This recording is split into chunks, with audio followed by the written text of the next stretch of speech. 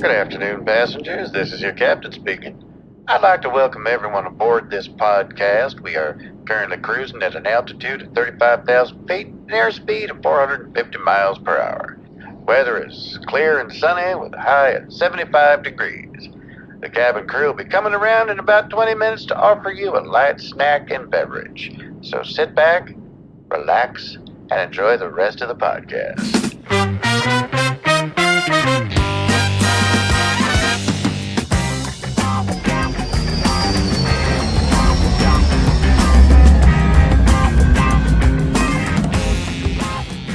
Hello, frequent flyers, and welcome aboard Pilot Error. I'm Tom Feeney, writer for Wings Chop Movie Magazine, new issue number 13, out now and available on Amazon.com. You may know me from such podcasts as Mysteries of the Deep, Hollywood Hype, and We All Die Streaming.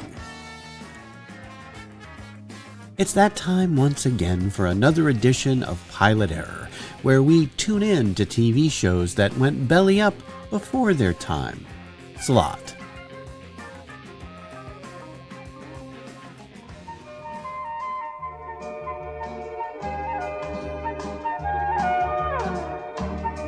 Now, on the last edition of Pilot Error, one of the TV pilots we discussed was a bizarre take on Superman, where the cast of characters were portrayed as anthropomorphic dogs.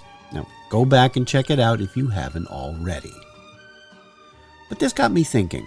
There have been a number of shows in the past that have featured canines as main characters. And why not? Must be quite a money saver. They literally work for dog food and can't lock themselves in their trailers, refusing to come out. And when was the last time you heard that a dog couldn't perform because they're hungover from the night before? Cats now are another story. They are such divas. It's hard to imagine them carrying a TV series. Except maybe, The Real House Cats of Beverly Hills or something. But there is something about dogs, however, that make them naturals for TV. They can be expressive, they can elicit emotions from people, and can be trained to do so many, many amazing things for the camera. So dogs and television go together like hot cheese on French fries. But there had to be a first. A pioneer of pooches. He was the goodest of all good boys. A hero dog born in the midst of a terrible conflict, destined for worldwide stardom. The canine in question, Rin Tin Tin. Born in the fall of 1918 during World War I in a devastated French village, the German Shepherd who would be known as Rin Tin Tin was rescued by U.S. Army Corporal Lee Duncan. He found a starving mother and her puppies in a bombed-out kennel. Duncan brought them back to his unit and ultimately kept one male and one female puppy. The male was named Rin Tin Tin, after a good luck charm that French children would often give to American soldiers. After the end of the war, Duncan returned to Los Angeles, and Rin Tin Tin became a show dog, making several public appearances. Duncan was convinced that the photogenic Rin could make it in the movies. Now, in a case of early species blind casting, he got his big break playing a wolf in the 1922 film The Man from Hell's River. Many of Rin Tin Tin's early roles were that of wolves or wolf dogs. Now, he wouldn't be considered a dog star until the 1923 film Where the North Begins, which gave Rin Tin Tin top billing and was a massive hit for Warner Brothers. In fact, that film saved the studio from bankruptcy. And just like that, Rin Tin Tin was the most famous doggo in the world. More films followed, as well as advertising endorsements, fan clubs, and of course many copycats, copy dogs. There was even a push to have Rin nominated as Best Actor in the Oscars, but the Motion Picture Academy wanted to be taken seriously as an organization, so they nixed the idea. That's pretty rough. Now, the original Rin Tin Tin passed away at the age of 13. He was honored with a star on the Hollywood Walk of Fame in 1960. Now, as Hollywood would do with James Bond, Superman, and Doctor Who, there would be another four-legged thespian cast as Rin Tin Tin, this time on the small screen. So brave is Corporal Rusty, though he is just a boy. How true is Private Rin Tin Tin, they are the Army's pride and joy. Yo, Rennie, pals through thick and thin, from all the tales of the West, we'll remember best Corporal Rusty and Private Rin Tin Tin. You're ready, pals through thick and thin. From all the tales of the West, we'll remember best Corporal Rusty and Private Rin Tin Tin.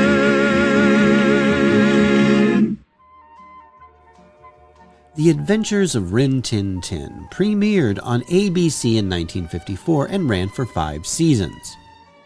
The series took place in the Old West at a U.S. cavalry post in Arizona.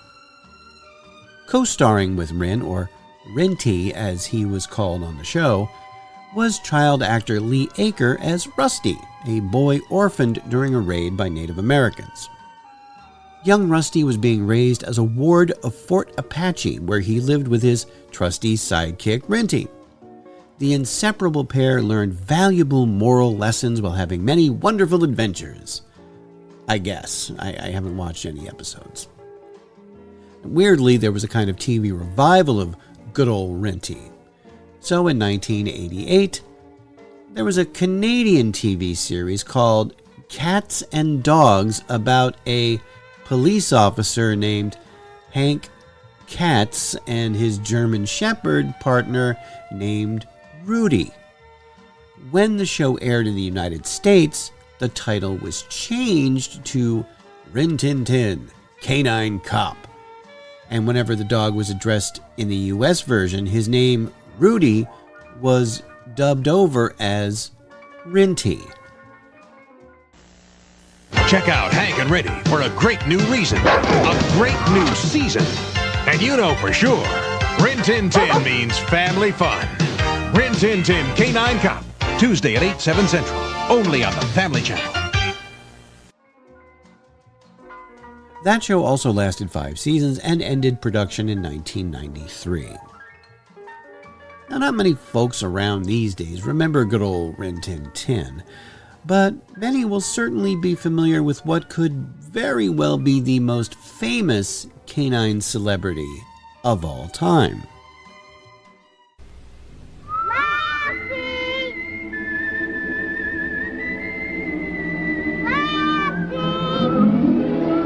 Starring June Lockhart, Hugh Riley, John Provost as Timmy, and, of course, Lassie. Yes, that good-hearted and sweet-natured collie dog that was always pulling that awful kid Timmy out of a well or some such nonsense. Now, I don't want to get too much into the weeds with Lassie because it's a rabbit hole that Lassie herself wouldn't even go down. But suffice it to say that the character has been around in one form or another since the original short story featuring the precocious Pooch was first published way back in 1859. Now, Lassie made her first on-screen appearance in 1943 in the feature film Lassie Come Home. Now, around the same time Rin Tin Tin was barking at bad guys on TV, Lassie was being a more chill companion on her self-titled series. It seems as though people preferred the kinder, gentler collie. Now, Lassie, the series lasted for, get this, 19 seasons. That is longer than the upper range of a collie's lifespan. So naturally, there were a number of casting changes. And all in all, there were 6 collies that played Lassie over those years. Oh, but that's not all. After the original series wrapped, there was an animated series called Lassie's Rescue Rangers.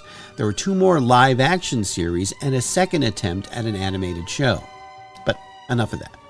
Let's leave the purebreds behind for now and focus on an old-fashioned American mutt. In 1974, a scrappy little mixed-breed stray dog stole the hearts and wallets of moviegoers. The brainchild of a former magician / filmmaker / animal trainer, this dog was a true hero. Liz Smith of Cosmopolitan says it's the most entertaining family picture of our time, maybe of all time. It's a love story.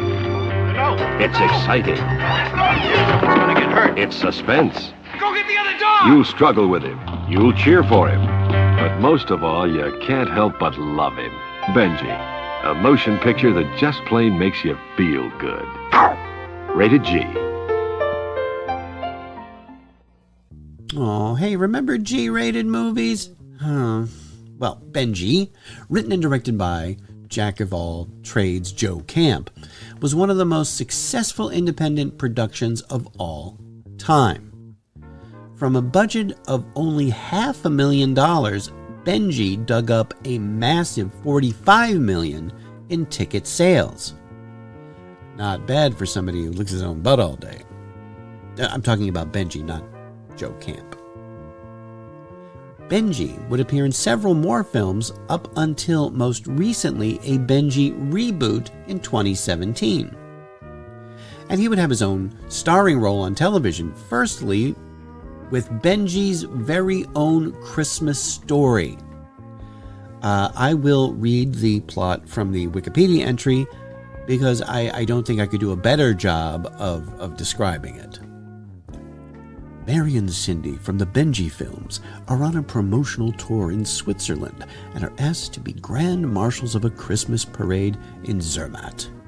Due to a broken leg, Kris Kringle is sending his elves out to deliver presents, and as this will force them to miss the parade, he wants them to meet Benji first. With help from Mary and Cindy, Kris Kringle realizes the true meaning of Christmas and performs a musical number showing how St. Nicholas appears all over the world. See what I mean? Sounds like a hallucination from an eggnog hangover. Well, Benji would not get his own TV series until 1983. And if you thought the Christmas special sounded weird, hold on to your dog collars. Here's former celebrity Scott Baio to explain. Another famous member of the canine world to come to Saturday mornings is Benji. And this year he's into high adventure with an alien prince and a small droid named Zax. At last, Your Highness. Planet Earth.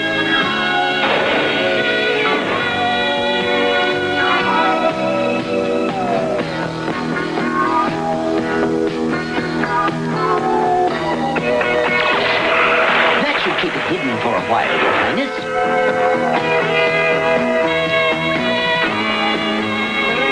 Dog, mammal, indigenous, used for chasing balls, fetching newspapers, and that.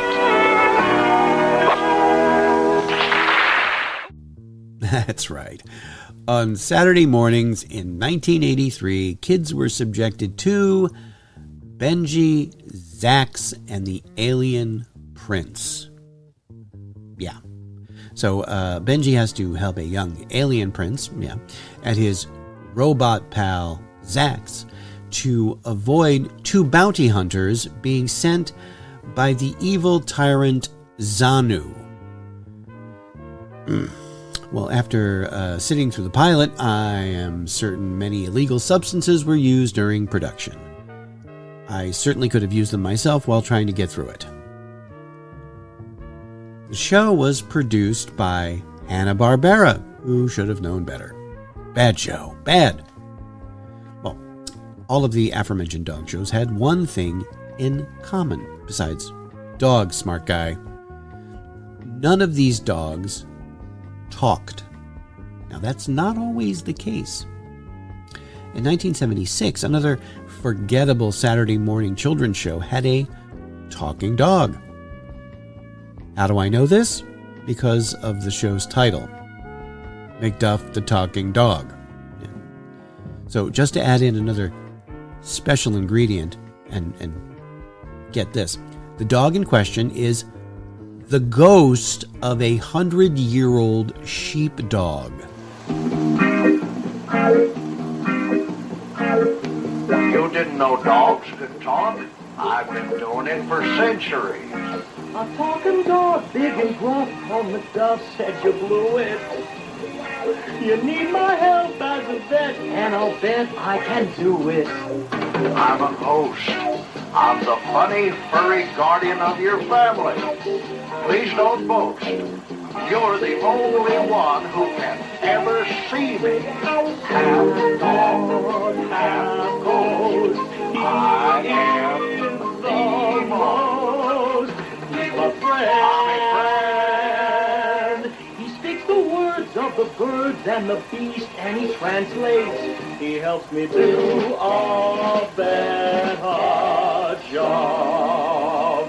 I'm McDuff, and I'm a talking dog. This was a real thing. A thing that aired on television for kids to watch. Gratefully, there are a few remaining examples that this unbelievably bad show even existed. So, best to move on. Saturday mornings during the 70s were simply littered, see what I did there, with puppy programming. Another steaming TV turd tried to mash up two different genres like McDuff did. Some genius had a brilliant idea in a network meeting and said, hey, why don't we do a ripoff of The Fugitive, but with the dog as the one being hunted? And, like McDuff, this was another jewel in the crown of the NBC television network.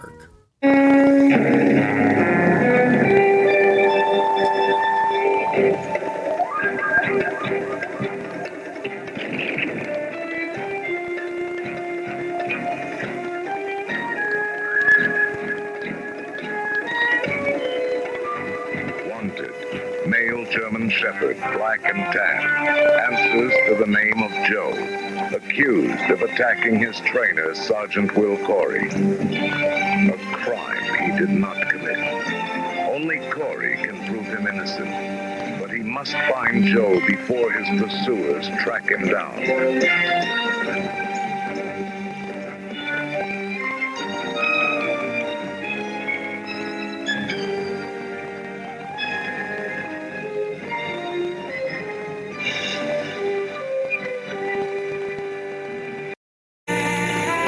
Joe gets away from a deadly hunter, but Joe also knows there are others out there somewhere, waiting. And this is the nightmare shared by Corey, who cannot stop his search for Joe any more than Joe can stop his running.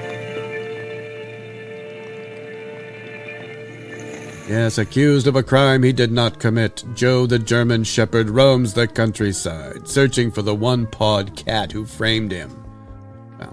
All right, it's not that silly, but close. Like David Banner on the old Incredible Hulk TV show, Joe always comes this close to being caught, but always manages to get away just in time. Now, here are some actual episode synopses. Joe helps a fisherman get his nephew back in school. Joe becomes a fire dog. Two boys are setting off false alarms. And when a real fire starts, they learn the hard way about what they've done. A little boy and his father make Joe a part of their dolphin act. Yeah, amazingly, this lasted 2 seasons. Now, the second season added a human companion for Joe, some young drifter, and the two travel together and solve crimes or something. I don't know. Hey, but what about this idea? A cop show like Dragnet, but with a dog. How could that possibly fail? On the run to catch a thief and stop a killer. Police! Based on actual police files. Don't miss Sam, Tuesday at 8, 7 Central and Mountain. Like Dragnet, the stories were supposedly taken from actual police files. Also like Dragnet, the show was produced by Jack Webb. That promo is literally the only thing I could find from Sam. This 1978 CBS primetime show had a couple of things going against it. First, they named the dog Sam.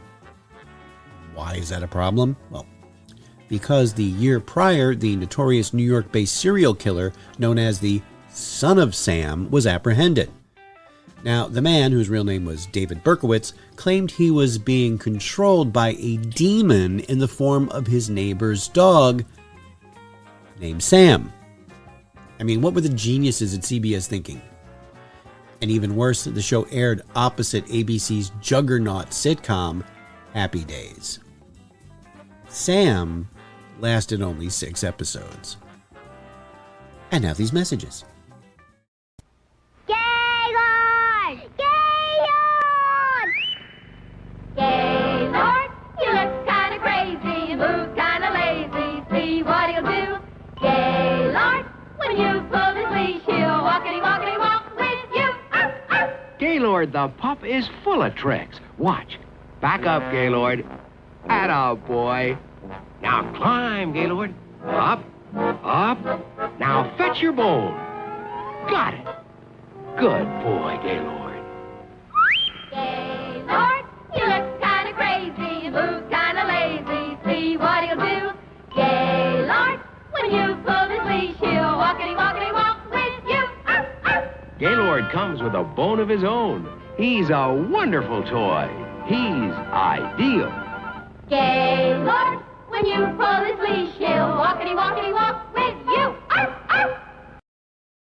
Sausages. Dogs in search of the ideal snack. Sausages. What is that special treat? Sausages. We know they love to snitch a snack. We know they love to sneak a sausage, so... Sausages. That's it. Sausage-style snacks. Sausages. Made with meat, a hearty taste, a healthy chew, and voila, the ideal snack. Sausages. But what will we call them? Sausages. Doggy snacks? Sausages. Little saucies? Sausages. Sausages. New kennel ration sausages? Scrumptious sausage-style snacks for dogs. And we're back. One of the last hurrahs of the dog decade of the 70s was a political show that technically didn't have a real live dog as the star. But it's one I really wanted to include here because it's just so damn weird. Not too long ago, we ran an episode as a tribute to the late great television legend Norman Lear. He was a pioneer in creating shows that became part of national discourse and debate. Shows like All in the Family, Maude, and The Jeffersons were instant classics and audience favorites. The show we are going to discuss was not. McGurk, A Dog's Life, from Norman Lear, remember, features actors in dog costumes. The dogs were going to be the eyes and floppy ears of the audience as the canines observed their owners' interactions. Now, McGurk, the head hound of the household, was played by prolific comedic actor Barney Martin, best known for playing Jerry Seinfeld's dad, Morty. Now, McGurk breaks the fourth wall so he can talk to the audience and explain things that are going on. Well, looks like a nice day. I woke up this morning. I guess it was the usual time. I don't know for sure. I can't tell time. I'm a dog. You see, my tail is wagging and my ears are up. That always means I'm very happy. That's just what I want, another son. That'll give me 82. I know. You had 10 of them with me. The pilot aired only once, dumped onto NBC in the summer of '79, and rightly buried thereafter. Now, the following year saw the return of 70s favorite Benji. Sort of. More like a Benji knockoff, or exactly like a Benji knockoff. So in 1980, instead of Benji, here's Boomer. Like magic, he appears, a hero to save the day. And just when you think he's here for good, that's when he goes away. 'Cause he's Boomer, he's never gonna settle down, never gonna settle. He's Boomer, wandering from town to town. He's a man's best friend, and when he comes into your life, you'll never be the same. Okay,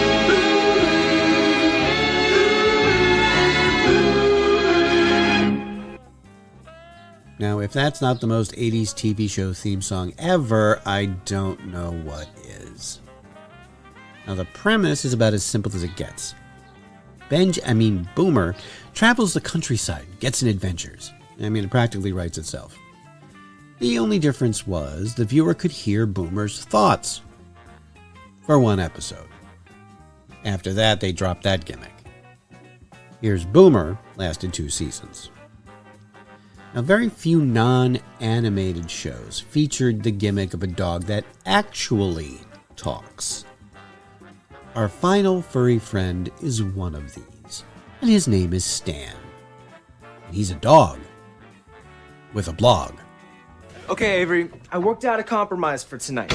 I get to have my cheerleaders over, and you get to hear what fun sounds like from behind your closed bedroom door. You're welcome. You just ate dog food. You're welcome.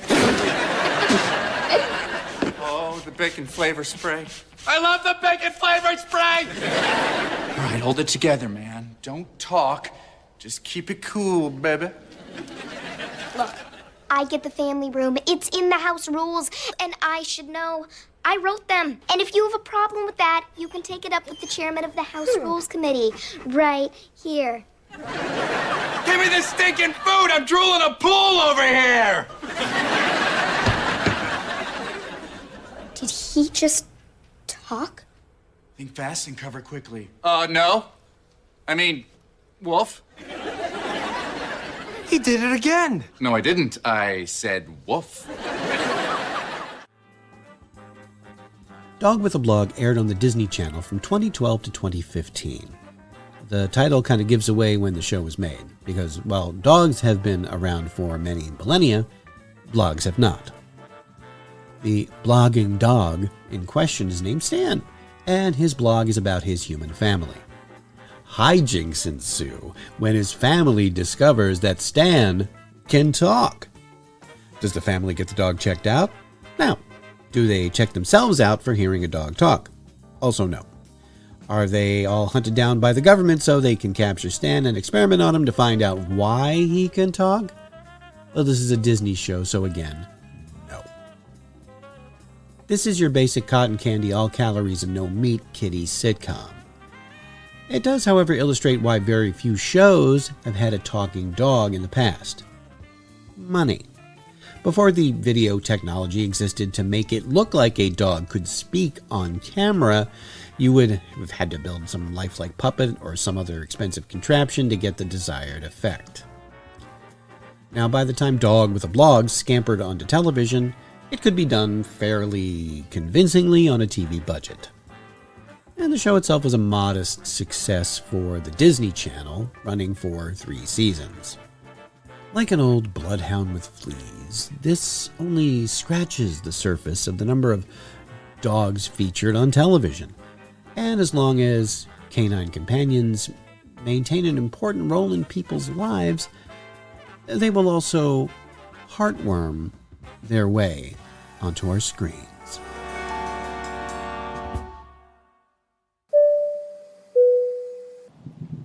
Ladies and gentlemen, this podcast has just been cleared to land. As we start our descent, please make sure your seat backs and tray tables are in their full upright position. Make sure your seatbelt is securely fastened and all carry-on luggage is stowed underneath the seat in front of you or in the overhead bins. We hope you had a safe and enjoyable listening experience. If you have any comments, go to the deepdivepodcast@gmail.com and drop us a line. Any clips used in the podcast are meant for educational purposes only and not to infringe on any existing copyrights. And thanks for flying, an Automaton Studios production.